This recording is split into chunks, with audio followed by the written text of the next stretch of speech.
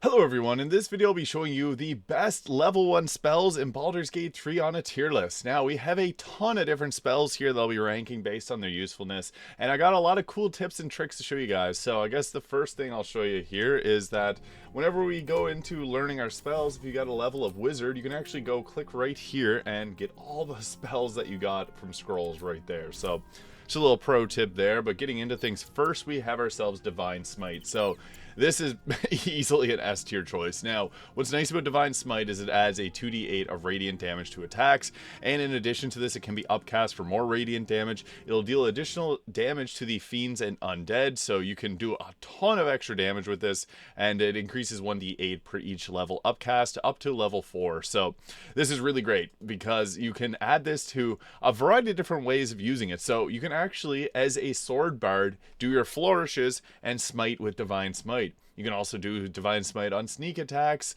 There's a whole bunch of different ways you can utilize this, which makes it a very powerful spell overall, and I'm just going to straight up just put an S tier. Divine Smite is incredible. It doesn't even feel like it's an actual level 1 spell because of how good it is, and yeah, if you play the Paladin, this is going to be your bread and butter for damage, and it's just incredible. Radiant damage can also proc a bunch of things. If you want to go with a Radiating Orb build, you can actually do that pretty well with Divine Smite because that'll allow you to stack up Radiating Orbs. Radiant damage is awesome. Be mindful in Act 3, there are some places that will reflect this back at you and take you out quickly, but yeah, this is the easiest S tier on this list. Next, we got Animal Friendship. Now, this one is not incredible. So, Animal Friendship, it's a 10-turn duration, and you can cast up to 18 feet, or 18 meters. The creature must have intelligence of 3 or less, so that is one of the biggest problems.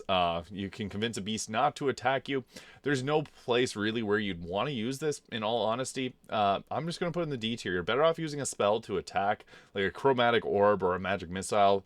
Even at worst, you're better off just going and bonking them with your staff. So, yeah, Animal Friendship is pretty poo-poo. I'm going to put it in the D tier. But next, we got Armor of Agathis. And there's some pretty cool builds with Armor of Agathis. I think this is a really great spell. So, it gives you 5 temporary health and gives you 5 damage to attackers. 5 cold damage, which is doubled in Create Water. You can upcast this, and it gives you an extra 5 health and 5 cold damage per attack. But where Armor of Agathis gets really spicy is if you're an Abjuration Wizard, you don't take damage if you have your Arcane Ward up.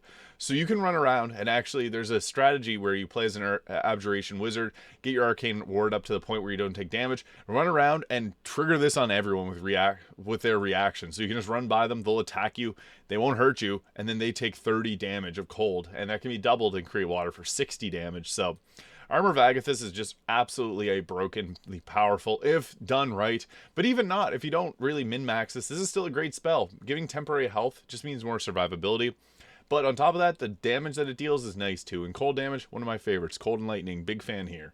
But next we got Arms of Adar. So this does 2d6 of necrotic damage.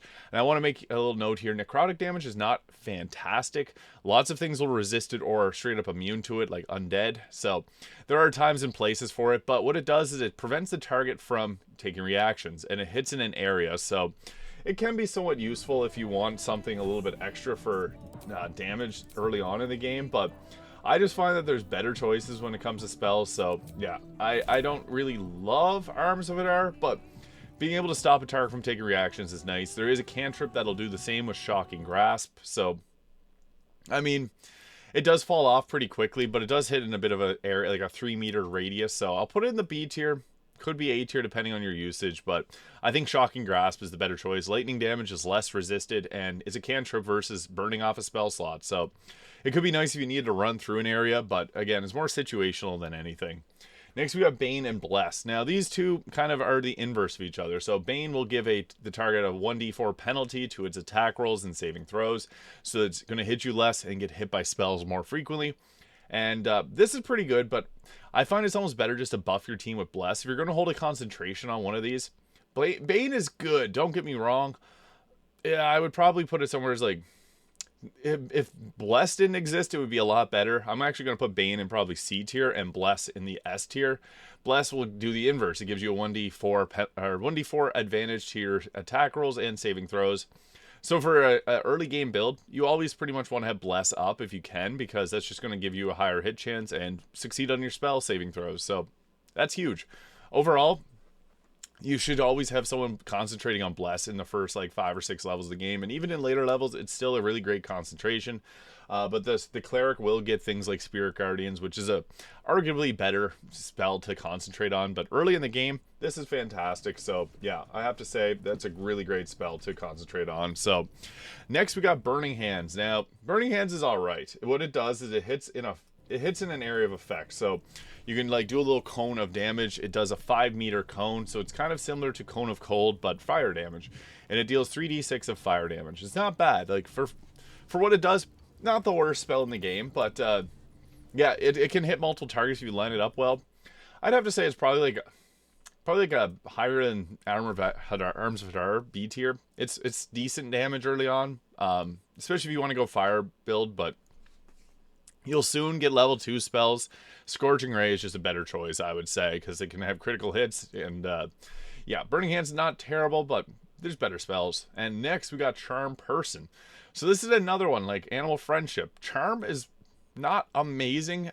Basically when Charm, you can give advantage on charisma checks in dialogue, so that's an option for it, which is okay. But basically all Charm does is it can't attack the spellcaster. So okay, that's good. Like, you can cast that with your wizard. They don't get attacked. They're still going to attack someone else. So, hold person or command, way better. Charm person, it's just the same as Animal Friendship. Pretty poo-poo. But, there is a nice way to get charm. So, the Illithid ability, you can actually get the ability to charm a target with, somewhere's here. But basically, you can charm them with your Illithid ability, so that's a much better choice for that, because it doesn't use a spell slot. And, yeah, I can't find it there. But it is one of these options. So, you're better off just using the Illithid Charm most times.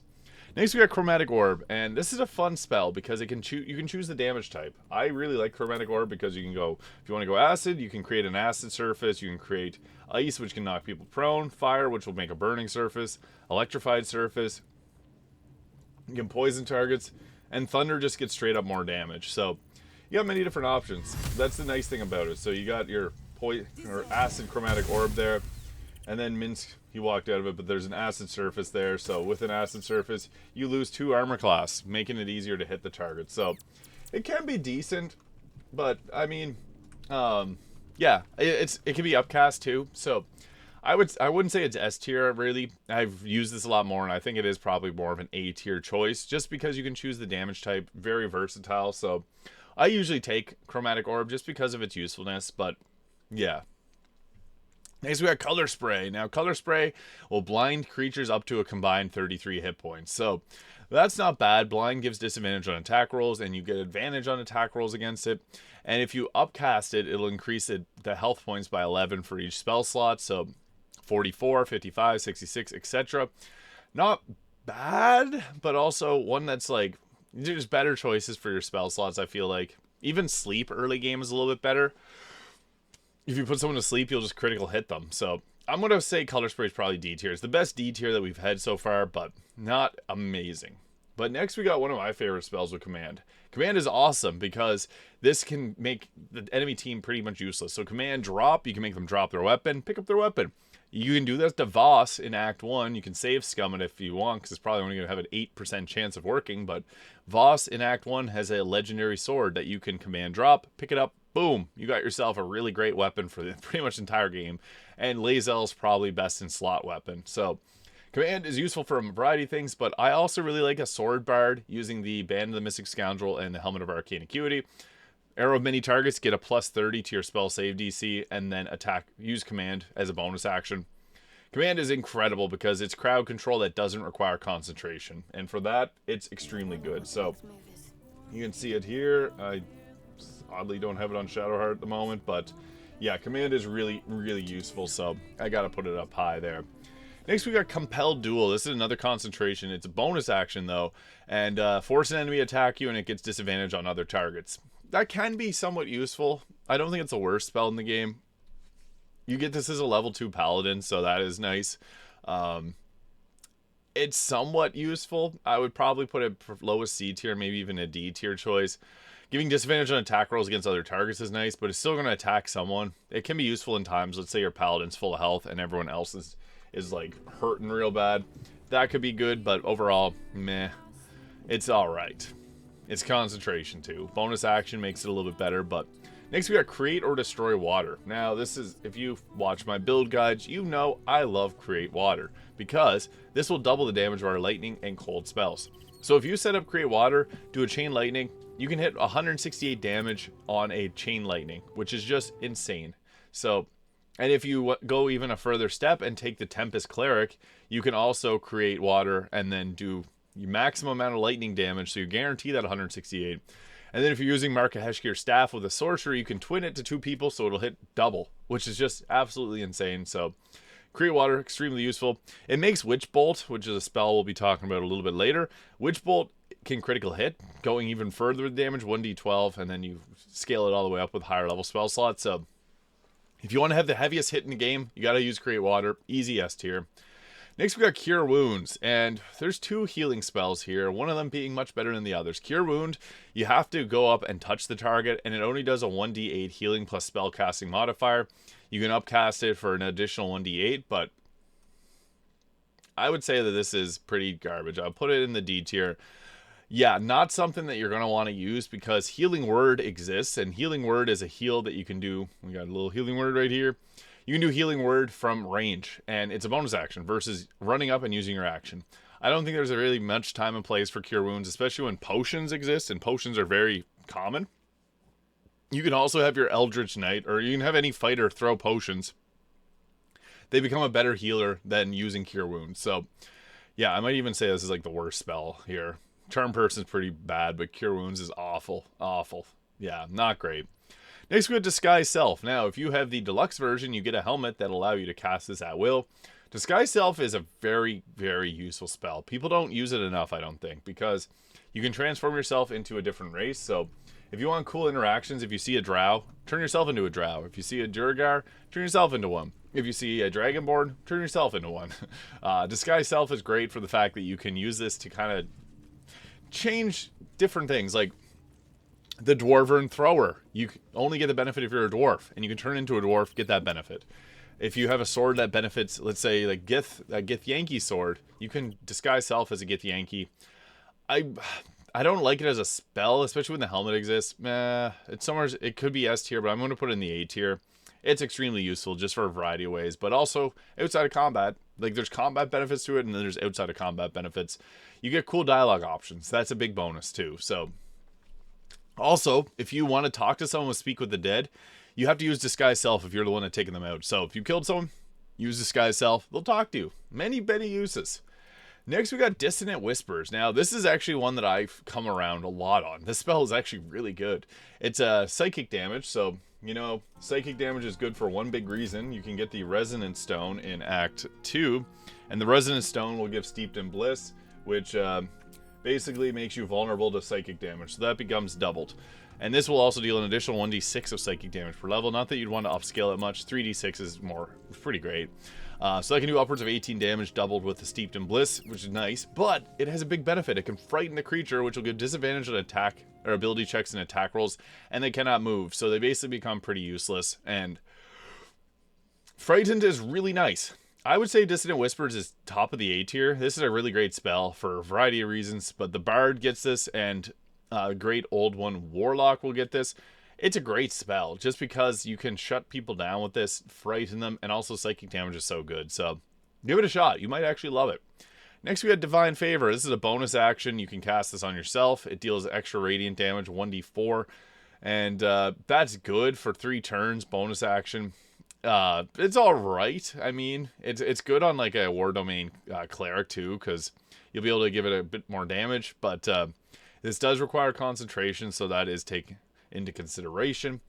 I would probably, since it's actually, there's some usefulness for this here, because you add an additional damage die to your attacks. Radiant Orb, or Radiating Orbs will actually benefit from this, so I'll put Divine Favor in B tier. I used to think it was pretty crap, but I mean, if you're a Paladin and you're trying to just burst out a bunch of damage, 1d4 extra Radiant damage is nice, but obviously a Divine Smite's better than Divine Favor. But still, I think it's okay in certain uses, so I won't put it like in the worst tier. It's okay. You can find some choice, like if you build around it, it's good. Otherwise, it's probably C tier. So I'll just put it in the B tier to give it a little. We don't really have much of a bell curve going, but we'll try. Next, we got Enhanced Leap. This is a ritual spell, so you can cast this and just let her go. But what this does is it triples a creature's jumping distance. And that's huge because try it out and see. You get to jump across, like, if you have it on a monk, they can clear this entire place. So you see this area that I'm in, they can jump from like here to way over there. They literally can jump across the world. It is so worthwhile taking. I think it's one of the most fun spells. But big tip here. Enhanced Leap can also be cast at camp. You can have someone like Jahara cast it on everyone and then unassign her from the party, and everyone's going to have Enhanced Leap. So that's the same as Longstrider. Both are great spells. I'm going to put it in probably... I'll put in the B tier. It's great. Tripling your jump distance is actually really great. Especially if you're like a monk that can use unlimited jumps. It's really good. Enhanced Leap, very fun. And ritual spells are great. I would put it higher, but I don't want to make this unbalanced too much. Next, we got Ensnaring Strike. So this can be a bow action or a melee action. It basically you can ensnare targets so they can't move. They take an additional 1d6 piercing damage, and at the start of the turn, someone else can help them and get them out of it. So that's one thing. But the biggest drawback is the fact that it costs a bonus action as well. So you don't really like using up your bonus actions on something like a spell. So it is probably like a C tier, but there is one saving grace. The ranger can actually get a benefit to give advantage on the saving, or give enemies disadvantage on their saving throw on the ensnare. So you can actually make it a little bit better on a ranger. So, hey, gotta give the ranger a bone. So on a ranger, B tier. Everyone else, it's C tier. So I might just put it in the C tier just because the bonus action part is kind of not great. But again, I guess this is like a... Oath of the Ancients can get it. I'll put it there. It's mainly a ranger spell, but bonus action, not one you want to really use up too often. Next, we got Entangled. Now, Entangled is kind of similar. Invite and sprout from the ground, turn into difficult terrain, and possibly entangling creatures within. Entangled creatures cannot move, but you can also get them helped out of there. It does it in a 3-meter radius. There's actually another version of it, Arabella's Shadow Tangle, which is kind of similar looking there, but this is a druid spell. You can also get it if you're a bard with magical secrets, so that's also another choice. But Entangle's not bad. I mean, I might just put it in C tier because you're almost better off doing different spells. Like, early game crowd control spells are dominated by command and fog cloud, whereas the others just kind of... Even Tash's Hideous Laughter is a bit better. So, yeah, we'll put it there. Expeditious Retreat. So this is another bonus action one. Basically what this does is it gives you... you gain dash immediately, and as a bonus action until the spell ends. It does require concentration, so that's one thing, but it's good on like an Eldritch Knight. You can get it as a sorcerer, warlock, or wizard. It's not bad. I mean, being able to dash, pretty good. Bonus action. Probably maybe B tier. It's okay. Not one to die for, but it's good at times. Next, we got Fairy Fire. This is a concentration as well, but what Fairy Fire does is all targets... you turn the creature bright. Attack rolls against them will have advantage. There's ways to apply this, and even drows can get this as a level 3 spell for free, and it prevents them from turning invisible.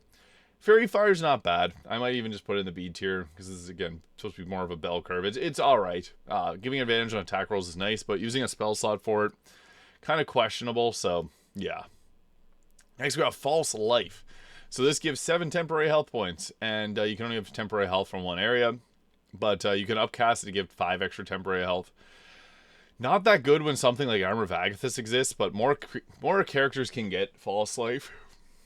I mean, it's not terrible. You could have someone at camp cast this on everyone, so I might put a C tier to F tier, somewhere around there.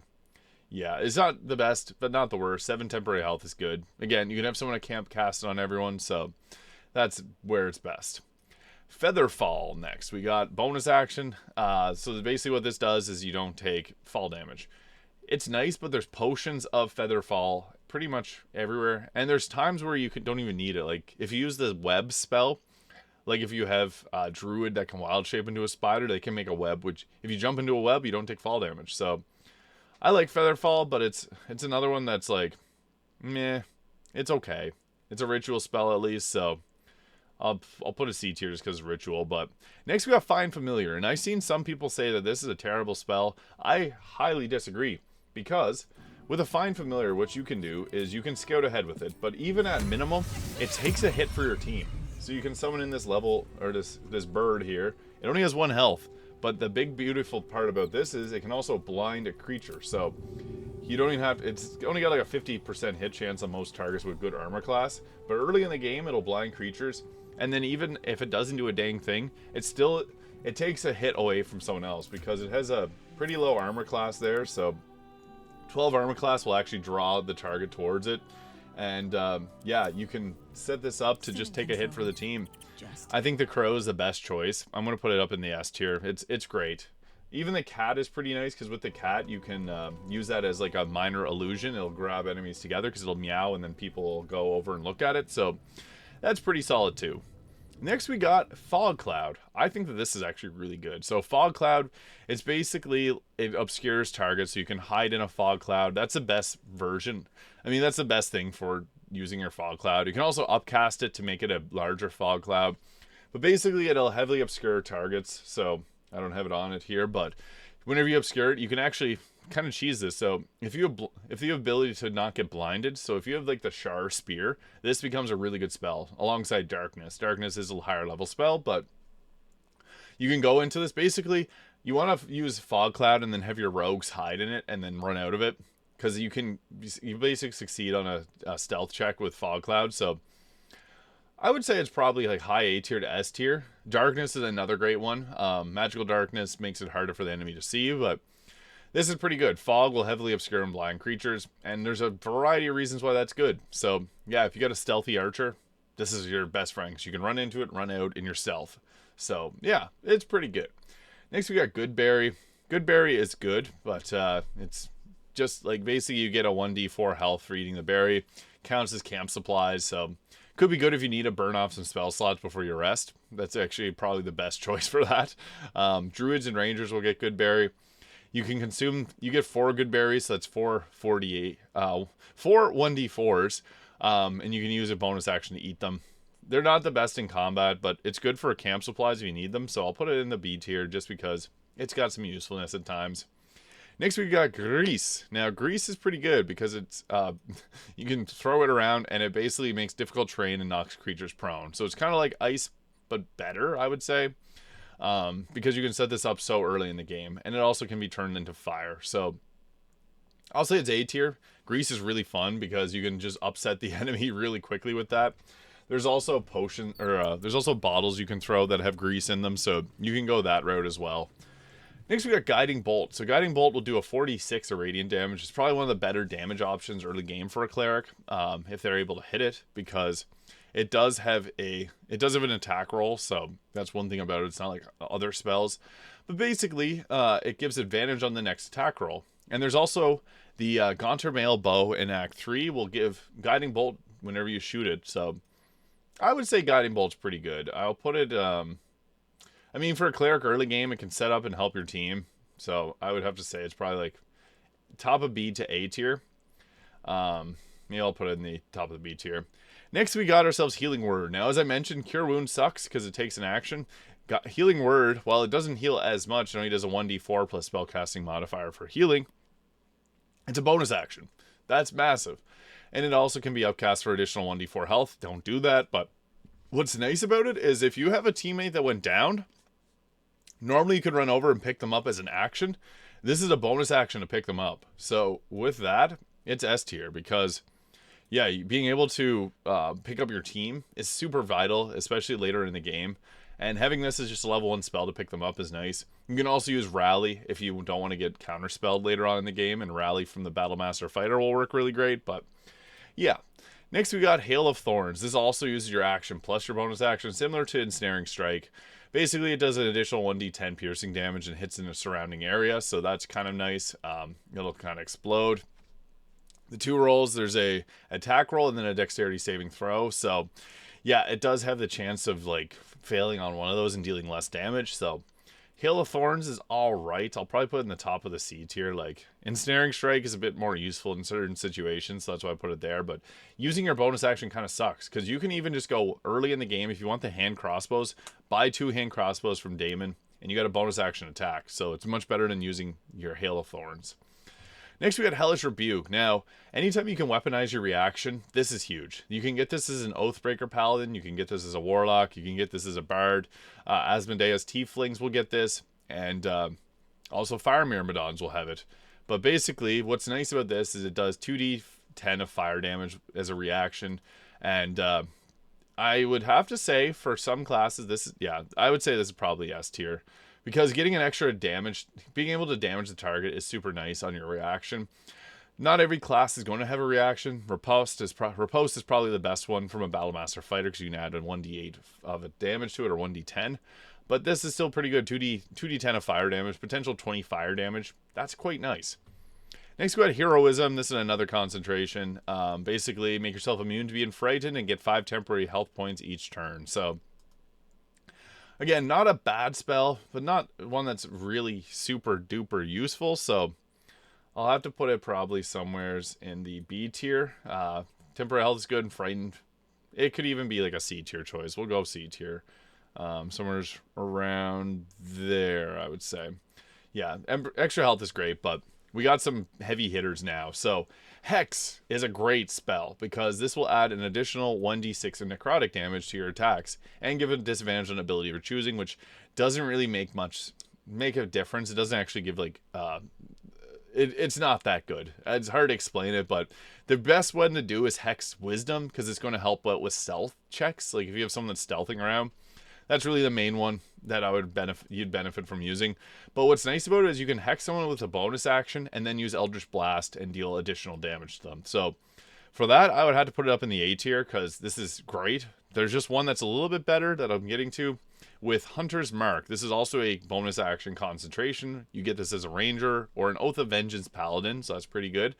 But what makes this so good is you deal your weapon damage instead of just necrotic. Necrotic damage, as I mentioned earlier, kind of sucks.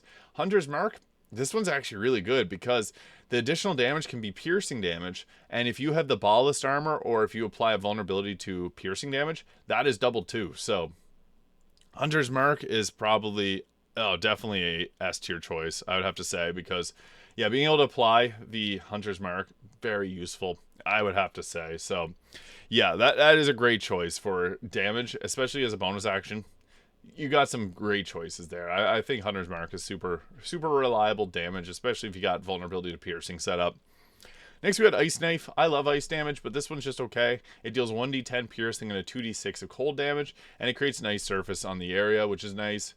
The ice surface is probably the best benefit, so I'll put it up in the B tier, high B tier, because, I mean, having ice surfaces for people to slip on is super useful, so yeah, I'll put it up there. But next we got the Inflict Wounds, which does a 3d10 of necrotic damage. And this is a Cleric or Oathbreaker Paladin spell, Necromancer spell as well, and you can upcast it for an additional 1d10 necrotic damage per level, which is pretty good because you can upcast and deal a ton of damage. I think that this one's pretty good. This is probably one of the best Cleric spells for damage early in the game, so I'll put it up in the A tier. Necrotic damage, again, kind of sucks, but it's still a very powerful spell, so I have to recognize that there. Next, we got Longstrider. Longstrider is incredible. Similar to the other spells that are ritual. Have someone cast this on you at camp. It'll increase your movement speed by 3. This is great. I'm going to put it up in the A tier. But again, it's best used if someone's at your camp and applies it to everyone. Or if you know you're not going to use all your level 1 spell slots, apply it to everyone. Because 3 meters of movement speed could be a game breaker for you. So next we got Mage Armor. Mage Armor is good. It'll set your armor class at 13 instead of 10. So for people that are wearing robes, if you're not a Draconic Sorcerer, this is great. It's also built into the Draconic Sorcerer, so I'll put it in the D or B tier because it is a useful one. Mage Armor being a pretty nice option for early game survivability. So yeah. Next we got Magic Missile. Now Magic Missile has some builds which makes it really strong.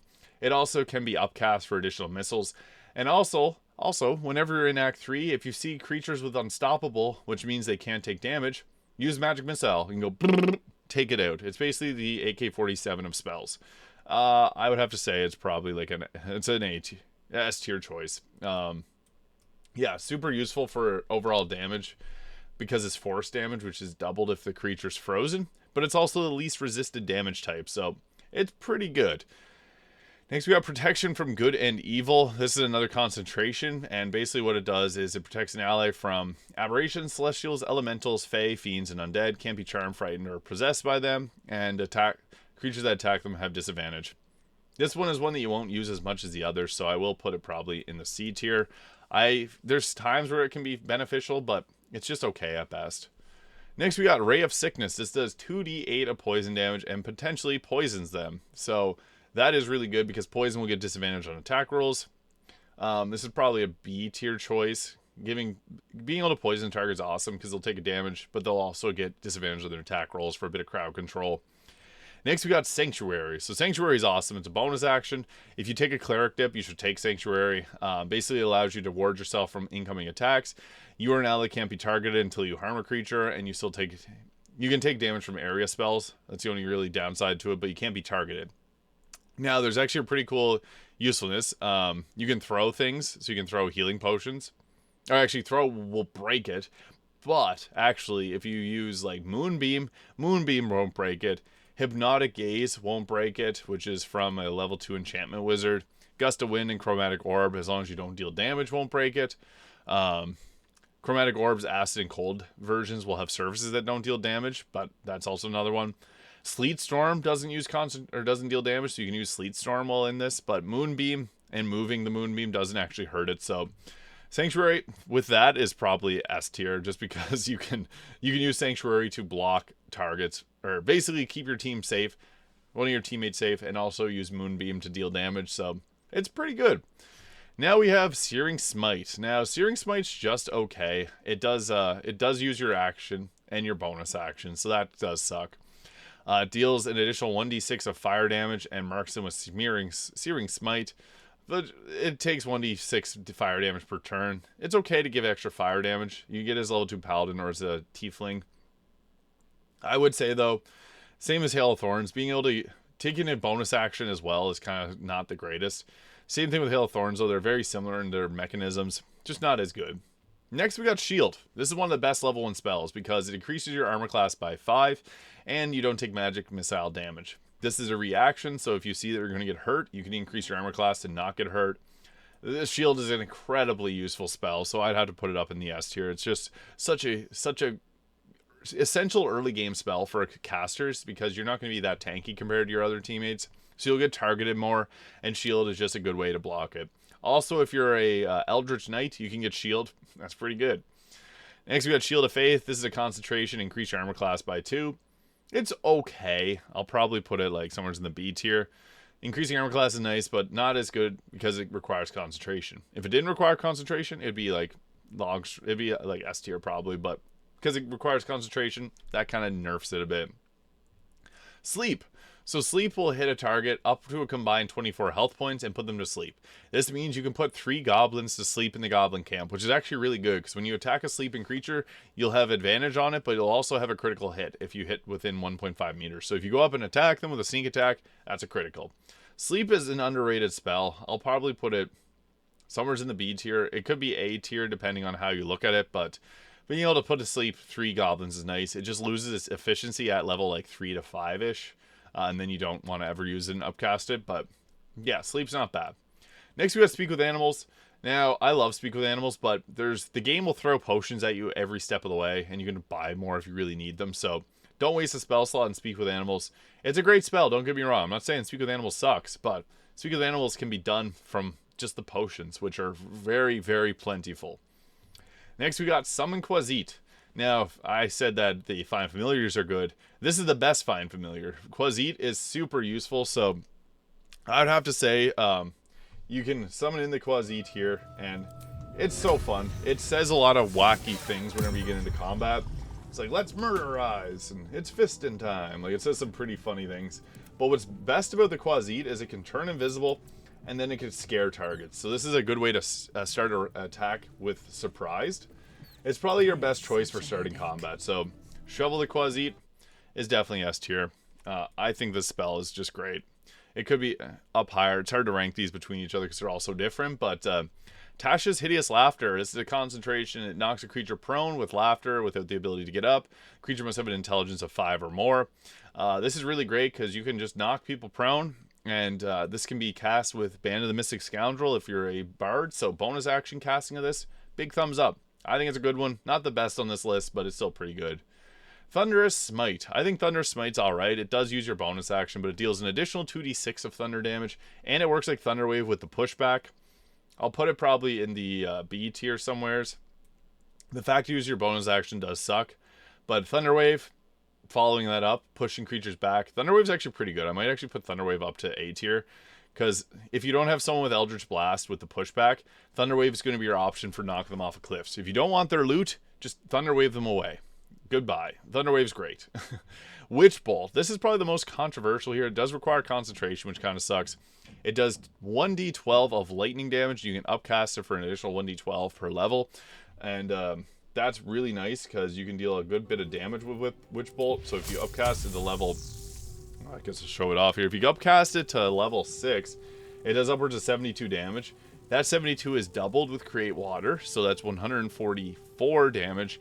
And in addition, it can also be a critical hit. So, yeah, that's another 1d12. That's pretty good damage, to be honest. So, I like it, but it's not the best spell in the game. I might just put it in the B tier. There's some people that hate it because it does require concentration, so it can break concentrations. But it can critical hit. If you have Create Water set up, this is good damage. 1d12. Big die. And finally, we got ourselves Wrathful Smite. So Wrathful Smite's not terrible. It does weapon damage plus 1d6 of psychic damage, which, as I said, psychic damage is one of the best types, and it can also possibly frighten the target.